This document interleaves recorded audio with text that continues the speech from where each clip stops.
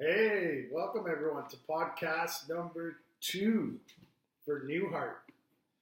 In this podcast today, we would like to thank our sponsor, my donor, for providing me with this great heart and allowing me to have a second chance at life. We'd also like to thank T&M Electric for supplying us with the materials and the equipment we need to pull this off. Today we are going to talk about being diagnosed with congestive heart failure at a young age.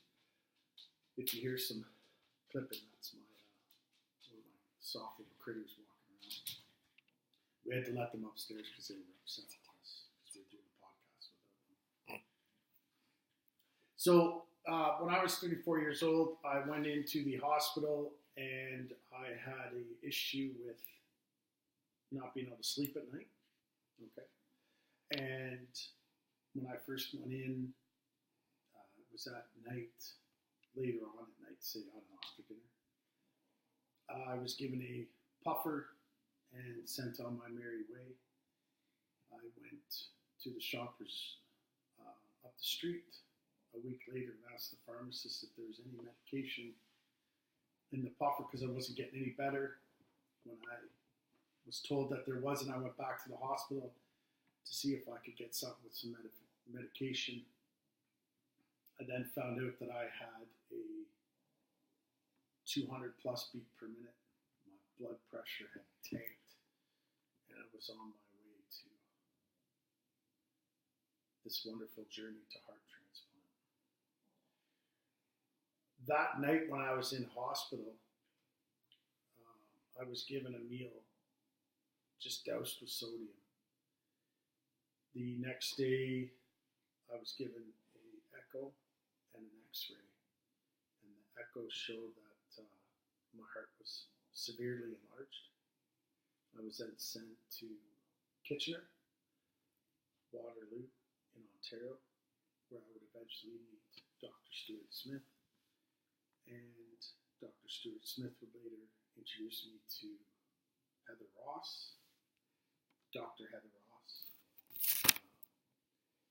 And then I would start to meet a whole bunch of people after that would help me continue on with this journey. So after I was diagnosed with congestive heart failure, what I did do when I got out of the hospital, when I finally got out of the hospital, I was in the hospital for a little bit. I went back and I started exercising again, training, trying to get my heart back, not realizing exactly how sick that I was. When I got back on the Olympic trainer, I was able to complete 8 minutes at a number 1 level, and I slept for the rest of the day. So, very surprised, had no idea what I was in store for. Several doctor's appointments, blood thinning. I had a blood clot in my heart. It eventually dissolved. So I had a blood clot in my heart.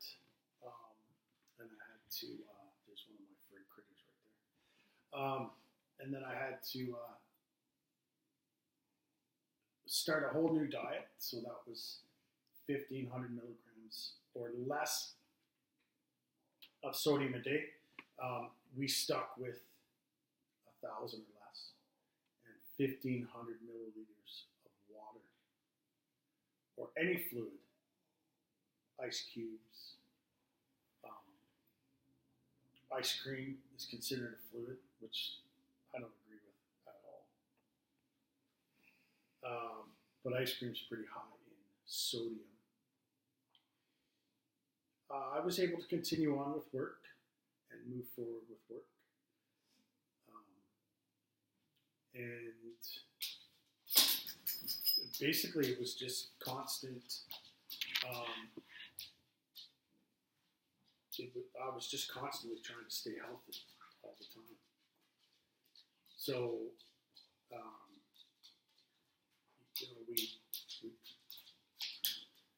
I just have to say something to my producer, Jessica. You need to take them downstairs.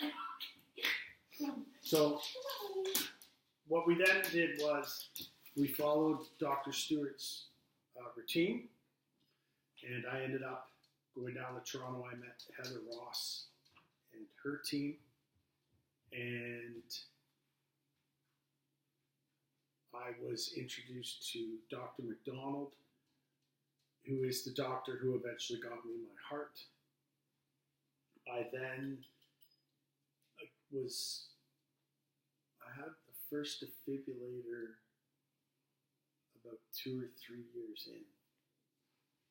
And then I had a second defibrillator to try and extend my time before the transplant. Because I got to be honest with you guys, they don't want to take that heart out until you're so sick that you don't have a choice. So they'll do everything in their power to make it last as long as possible. And that's one of the big complaints. People are going to say, well, I don't know why they don't do it now when he's healthy. The problem is there's a whole whack of other people out there that need a heart that aren't healthy. So, you get put on the list. There's a bunch of testing that you have to do. So I had to have my lungs, psychological. You have to, not only psychologically be ready to accept the fact that you're going to have your heart taken out and a new one put back in. Your whole life's going to change. You have to start taking a whole bunch of new medications.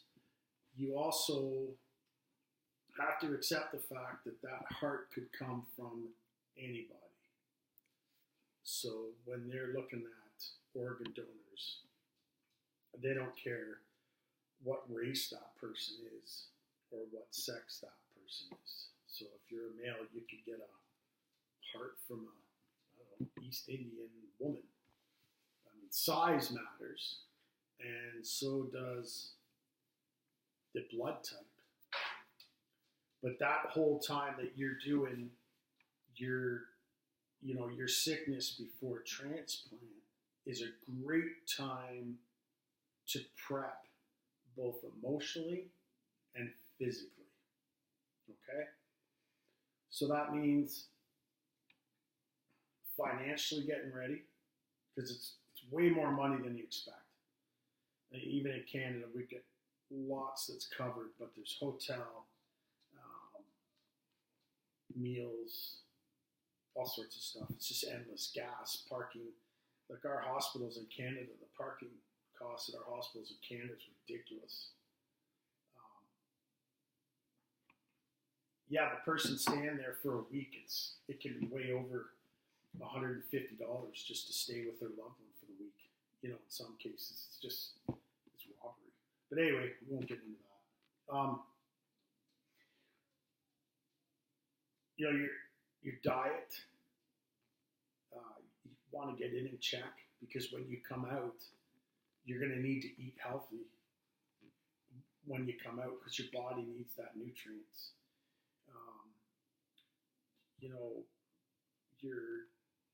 Your organs are going to have a whole bunch of new oxygen supply, which they've been starved from because, of course, because your heart's not pumping the blood that it should be pumping, right? I did a lot of trips to Kitchener and Toronto.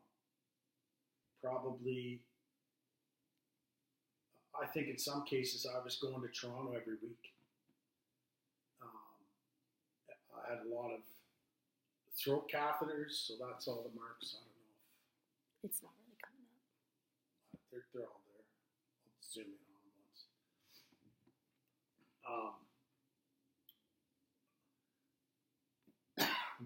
I got the coughs now. I don't know why I have the coughs. Do you want some water? So there was a lot of new and interesting things that happened then throughout that. I got an echo. I don't know if that's going to help. Yeah, it does a bit. You're going to get a lot of needles. and you're getting medication changes. And when you're in congestive heart failure, your medication is preventing you from getting your heart rate up. So, and your blood pressure up. So when you're going in to do your exercise, of course, you're not going to keep up with the buddy that you're in there with, because their heart rate can go up through the roof, and you're lucky to get your heart rate up into the 140s. That changes after transplant, though. Mind you, this is espresso. Out of this machine my wife bought. That's very tasty. It's jammed with caffeine. I know heart transplant patients should be having caffeine. Hey, listen, it's tasty. It even has the froth on top, so that's part of your meal. Okay? And it's just a satisfying beverage. All right, let's carry on. I completely forgot what I was talking about. Okay.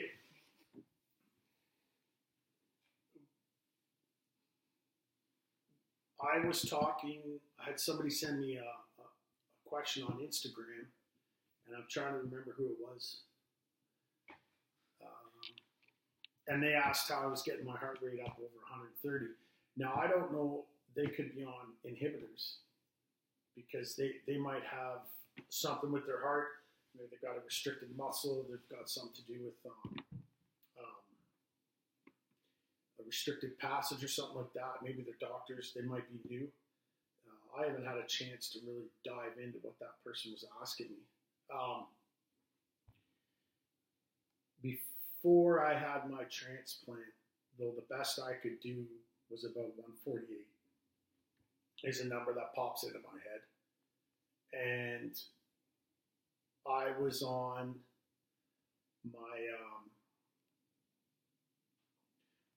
the bike yesterday, hammering along, and I got this new Whoop band for following my training. I want to get my heart rate, my sleep, and the actual amount of energy that I have for a day all dialed into one, so I know how hard I can push it at the gym. Because what's happening is I'm getting into situations where I'm exhausted. So that's one reason I got this. And so far I'm happy with it. I've only had it a couple days, and we'll see where we go. But this person was telling me they can only get it up to 100 and 130 beats per minute. I do find, though, I'm putting a lot of effort in to get my heart rate right up.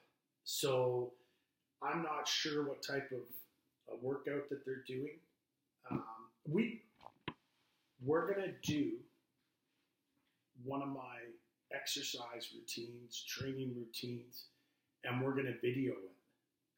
And I'm going to show you the type of workout I'm doing, let's say, on a day when I have a whole bunch of energy, compared to, a day when I have a headache, or I'm tired, I'm not feeling good. So I'm going to have a couple different exercise routines there. I think it's important, whether for us, as transplant patients, for anybody, but as transplant patients, it's important because the more motion we have and the more blood flow we have, I really honestly believe the better we feel. I know I have a friend of mine, Kathy, she's battling CMV. She's had a heart transplant. She's had a kidney transplant.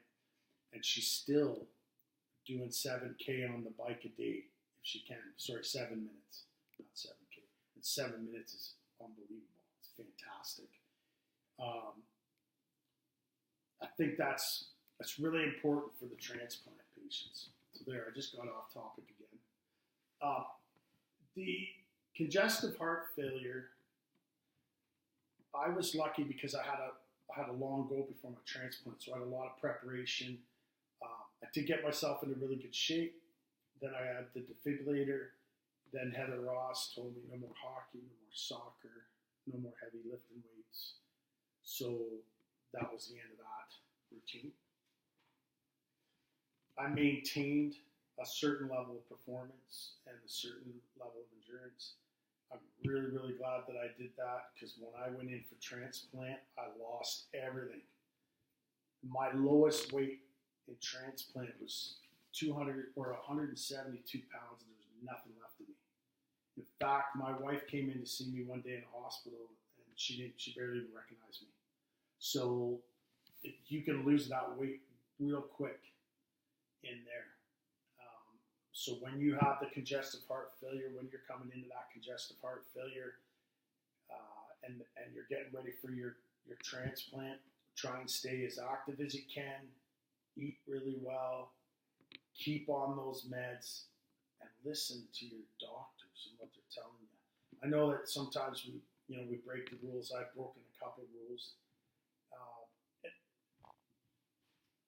but I monitor these rules when I'm doing it. Like I like the CBD oil, but I've done with CBD, without CBD, intermittent CBD, all that, different scenarios, different methods, different training, and I've only noticed when I wasn't on CBD as far as the anxiety or depression or joint pain. I never studied that though when I had congestive heart failure, because it didn't exist. I don't think CBD was around at that particular point in time. I think other than that, when it comes to the congestive heart failure, we did a lot of family trips. You are coming into a major operation. You need to get a will. So get your will set up, keep your will up to date. When you're doing your will too, make sure that it's not just for everybody else. When you do your will, make sure it's set up the way that you actually want it to be set up. There's a thing I talk about quite a bit when I'm talking to people, or I'm talking on my Facebook page. When you get into your last minutes and you're pretty sure that that's it, it's over, there are certain things that you want to make sure aren't popping into your head. And the will was one of them for me. I was very happy with the way I did my will. I'm not sure that my wife and I agreed on everything. I can't remember. It's so long ago. But I was very, very comfortable with that. So a few times when I was walking the line, I knew that my will was set up properly, and I was happy with the way it was set up. So that's another thing. Watch that sodium. Yeah, if you're out there right now and you're pounding back Lasix every day, and you're not on any sort of sodium restriction, that's probably something you need to look at, because that Lasix is hard on your body. My diet was so tight when I had congestive heart failure that I very rarely ever had to take Lasix until the end. At the very beginning and at the very end, I would have to take Lasix. But generally during the week, for that 4 years, I didn't take any Lasix because my diet was that tight. But you had mom to help you though. Yeah, my wife was trained at Western, and she was a dietitian. So either marry a dietitian or get to be friends with one. They're really important. They really know the ins and outs of the food, especially with that congestive. After transplant, I find the food issue to be something that's completely different. And I don't know about anybody else, but my food intake and the way I eat has changed completely. Like, I had some pizza yesterday, and I'm probably going to pay for that today. Whereas if I just come home and had some plain meat and potatoes, I'd have been made in the shade. But pizza's good. I like it. So I had some. If you're constantly battling fluid and they have you on Lasix, I'm not talking people with diabetics. I'm not talking, people with like real legit issues. When I had that stage where I could control my water intake with my diet, if you can do that, do it. It's way easier on you. So, just some words of advice. I don't really know that I have any more really to go on when it comes to congestive heart failure. But what we will do is when we do our next podcast, we will have a situation where you can email me and ask me any questions you have. And when I get into the next podcast, I'll answer them. You just need my email address. So our special one for questions and everything is newheart2014@gmail.com. Okay, so it's easy. newheart2014@gmail.com. Which I will link below the video. Okay, and Jessica, the producer, is going to put a link at the bottom of the video. Okay, so stay active, watch your diet, and carry on with that stuff. Okay, so always, this is just going to be a short one. We're just starting to get into this, so the congestive heart failure stuff is, it's important, but I probably need more questions to answer anything or to see if I've been through anything to really get into congestive heart failure, because for me I followed my diet and I exercised a lot. I stayed very active. I was water skiing, was fishing all the time. I was still, jogging. I hate jogging. I played soccer for a bit, but then I kind of had to leave the team because I didn't have enough air. So, it wasn't until the very, very end when I started to have to take a whole bunch of Lasix that I knew it was over. And as far as that 2-month period before I actually had my transplant, that's a complete podcast all on its own. So where am I at today? I'm gonna, I like to make sure that this is positive. Where we're at today is I'm running a small enough company in the province I live in. I do a lot of hunting, I do a lot of snowmobiling, fishing, ATVing, hiking, a lot of stuff outdoors. I'm able to be around a lot with my wife and my kids. That's really important. I do get back to visit my grandparents and a few of the other family members every once in a while. I'm still in touch with a lot of transplant patients. I'm active on Instagram. My Journey to Heart Transplant's another spot you can get a hold of me. PM me if if you ever want to get together. There's this espresso. It's espresso. I don't like it really, really hot.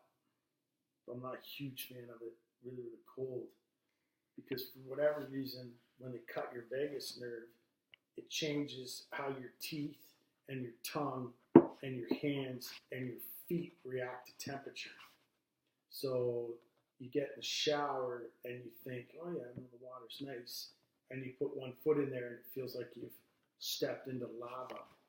So I like to watch that with my espresso. I'll make up a new name for it every time I say it. And then I'll get Jessica upset. I think one of the things that I enjoy the most about, still being on this earth and still living is the ability to talk to other transplant. This is just one of the things. There's lots. Is talk to other transplant patients, and in some cases, I've been able to help other transplant patients. We talk about a lot of different stuff. We talk about sore muscles, headaches,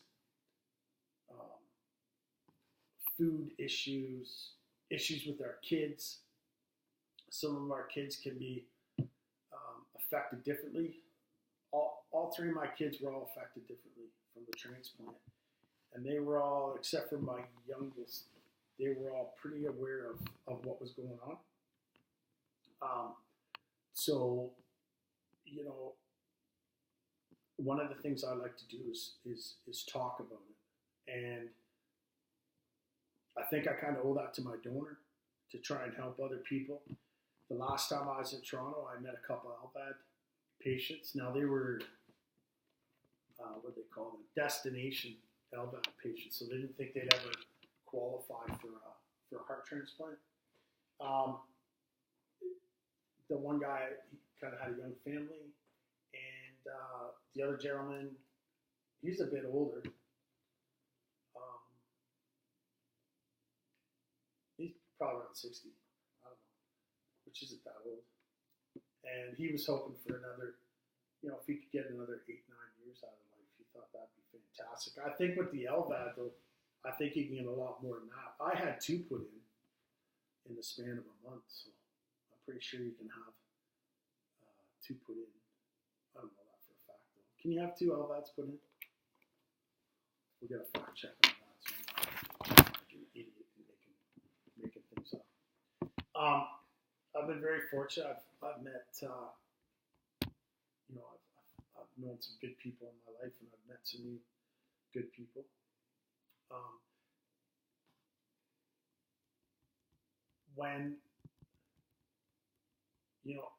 When you're having some of these questions about, well, this just happened, what am I supposed to think about that? Or, when you come out of the congestive heart failure, you come out of the hospital and, your doctor says, okay, you got to get active because you got a battle coming up, and they're not kidding. You have to stop drinking. You have to stop smoking. If you're doing drugs, you have to stop doing the drugs because it can mess with your medications, and in turn that can, go sideways. They're not kidding, but I'll tell you, when you get out there and you're exercising, you're feeling way better. Just a second, I'm going to make a mic adjustment here. I'm not sure that this is working. So you're feeling way better if you can get out there and get that blood flowing, and it's going to drop your anxiety, it's going to drop your depression, it's going to be able to help you face the rest of the day. But remember, you're not breaking any world records when you're doing that training. I think that's the same now. Is I'm always feeling a lot better when I'm exercising. I didn't make it to the gym this morning, unfortunately, but I will make it there tonight. I do have a job I got to get to this afternoon. I'm just waiting for my wife, who is doing the powerlifting training today. Without this heart, I never would have been here to witness that. So all these different things that I get to see in life are all new now to me, and everything's an accomplishment. And I think y'all should remember that. Even if you are, you're sick or some things aren't working or whatever, you're still here, And I remember waking up a couple days in the hospital, as close as to death as I ever want to be again, but still feeling happy that I was still here. So don't forget that. And when you're fighting like that, you're inspiring everybody around you and you're giving them that positive feeling that, you know what, this person's really attacking this, and they're taking control of the struggle, and they're going to keep going. And if you have an attitude like that, there's a good chance you're going to win. And if you don't win, you're going out on your terms. And that's how I want to go out on my terms, not somebody else's. So the sun's out today. It's a beautiful day.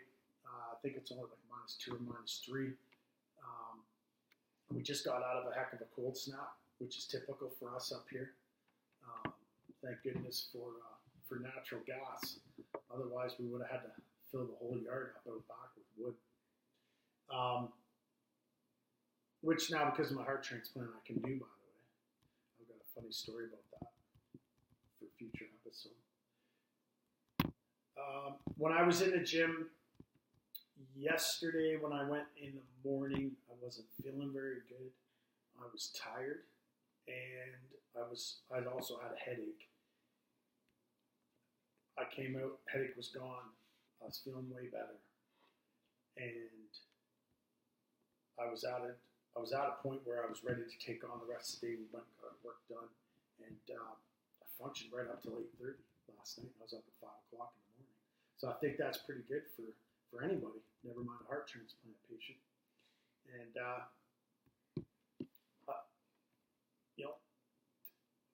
grab a hold of the day, and do whatever you can. Even if it's a flight of stairs, do a flight of stairs. If you're fortunate enough to get out of bed and walk to your chair to watch some TV or have a little lunch, do it. At some point, if you're in the hospital right now, chances are at some point you're going to get out of the hospital, and all of this stuff that you're fighting for and all these needles and everything else that you're dealing with today is going to all pay off, because one day you're going to be out in the snow making a snowball and throwing it at your kid who's the top of the platform. Don't forget horseplay warrants dismissal. Unless you live somewhere where there isn't any snow, and if you do, then you should probably move somewhere where there is some snow so that you can make snowballs and throw them at your kids. But they can't throw them at you because you're a heart transplant patient. You see, there's a lot of ways we can use this to our benefit, and we'll go over all those things as well. I wanted to close the episode today with a joke, but I forgot the joke. I have one. Hold on a second. What is it? Why couldn't the toilet paper cross the road? Okay, why couldn't the toilet paper cross the road? Because it got stuck in a crack. Because it got stuck in a crack. It's funny. It's funny. So this is our first video. We're gonna post this. It's not gonna post right away. It's episode 2. We're gonna post it. I'm gonna go over it. These are gonna be a little rough at first here. Again, the main idea behind these is for me to bring stuff up and hopefully get people engaged and get you all asking me questions, and then we can get the podcast, kind of going and get some direction on questions. And we're going to have some guests, and we're going to dive into some of the more juicy parts of transplant, some of the great parts of transplant. And that's, that's really where we're hoping to go on. A couple organizations out there you guys can check out. BC Transplant is one. Beadonor.com if you want to sign up and leave your organs here instead of taking them with you. There's so many people out there that need organs. Talk to your family. Tell them what you want. Press your government. Tell your government, hey, let's get the opt-out. That way there, I've talked to so many people that are like, oh, I thought I was already on the organ donor list, and my organs would just be donated. And you got to remember, too, there's tissue, eyeballs, stem cells, fat cells. Your skin. There's what? Your skin, too, for burn victims. Oh, yeah, skin for your burn victims. Bone marrow. Yeah, so much stuff. Bones, ligaments. They do ligaments now, intestines.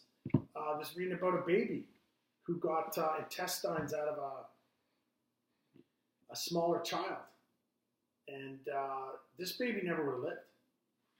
And this other child, something real unfortunate happened. And the family said, oh yeah, we'll donate. I think it was a car accident. Now this baby's living and doing great. I may have been intestine and pancreas. Anyway, I know people who've gotten livers, live donations. C.T. Fletcher, he's an animal who got a heart transplant. He's a pretty solid guy. Selena Gomez, she's gotten a kidney, and that's a living donor, and it was one of her friends that gave her the kidney. I know a lady that gave part of her liver to her brother. Her brother's now living very, very well. And I got a heart. I don't know who my donor is. Some places you can find out, some places you can't. Shoot for the Vitals. This is an archery-based organization that does indoor and outdoor shoots. They donate money to organ donors that are up and coming, organ recipients. I'll be attending their shoot in the spring. It's down in Saskatchewan. You can look them up. They're on Facebook. Shoot for the Vitals, I don't know, .com or whatever it is. They're also on Instagram. I have them on Instagram. I'm trying to think of anybody else here off the top of my head. Trillium Foundation, there's another foundation. They help with the distribution of organs. They actually got me my organ. And there's a lot of other really, really good organizations out there. Don't forget to recycle that plastic. We don't want it going in the ocean. The ocean is getting its ass kicked right now. We need to help it out. And don't forget to hug a hunter. And I just want to thank everybody for watching this. And please send me your comments. Please send me your questions. And I will, one of us will get back to you right away. And we'll do whatever we can to help out. So thank you, everybody. And, have a great day. Thank you to my donor. Thank you to my donor's family for honoring them in such a tragic and horrible time. I wouldn't be here. I wouldn't have all these scars and all these marks. And I wouldn't be here trying to help other people if it wasn't for that donor. Thank you. Have a great day.